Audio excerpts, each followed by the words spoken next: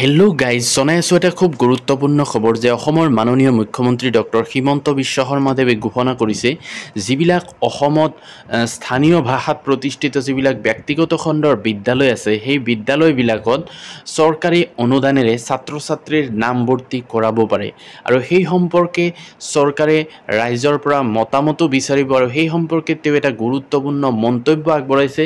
তো তেওঁ কি ক'লে বলক চাওঁ। অসমৰ বহুত অঞ্চলত স্থানীয় মাধ্যমত কিছুমান ভাল ভাল স্কুল গঢ় লৈ উঠিছে। শংকৰদেৱ শিশু নিকেতন, জাতীয় বিদ্যালয়, বিভিন্ন আমাৰ বৰাক ভেলীত সৰস্বতী শিশু নিকেতন হ'ব, বিভিন্ন বিদ্যালয় য'ত নেকি ভাল ভাল স্থানীয় ভাষাৰ শিক্ষানুষ্ঠান গঢ় লৈ উঠিছে। আজি আমি শিক্ষা বিভাগক নিৰ্দেশ দিছোঁ যে সেই বিদ্যালয়সমূহৰ 25% চিট চৰকাৰে লৈ ল'ব পাৰে নেকি,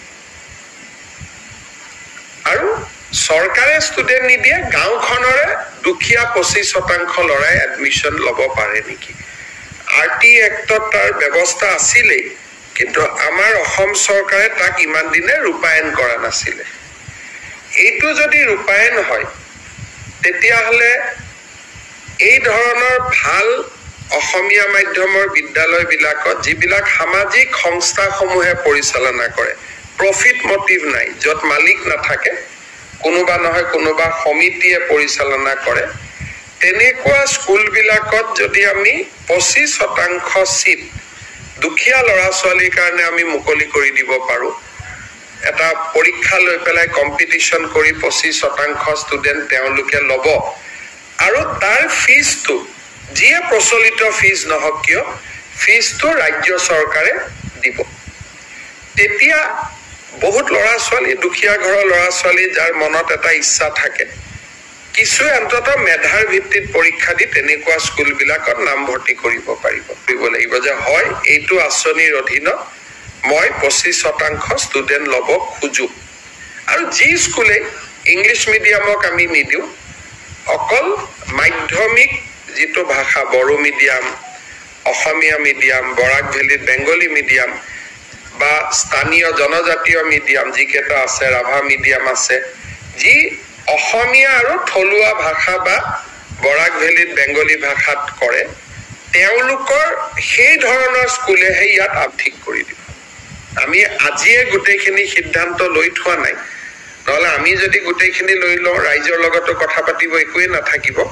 কিন্তু 3টা মূলত সিদ্ধান্ত ইংৰাজী মাধ্যমৰ স্কুলত নিদিওঁ, নম্বৰ 2 25% মেক্সিমাম, নম্বৰ 3 স্কুলখিনি উচ্চ মান বিশিষ্ট হ'ব লাগিব। এনেই চব স্কুলত দিলেতো ৰাতিয়ে গধূলিয়ে বহুত স্কুল গঢ় লৈ উঠিব, সেইকাৰণে স্কুলখিনি এটা উচ্চ মান বিশিষ্ট হ'ব। সুদূৰ প্ৰসাৰী এটা চিন্তাধাৰা, এটা শিক্ষাত আনিব খোজা হৈছে।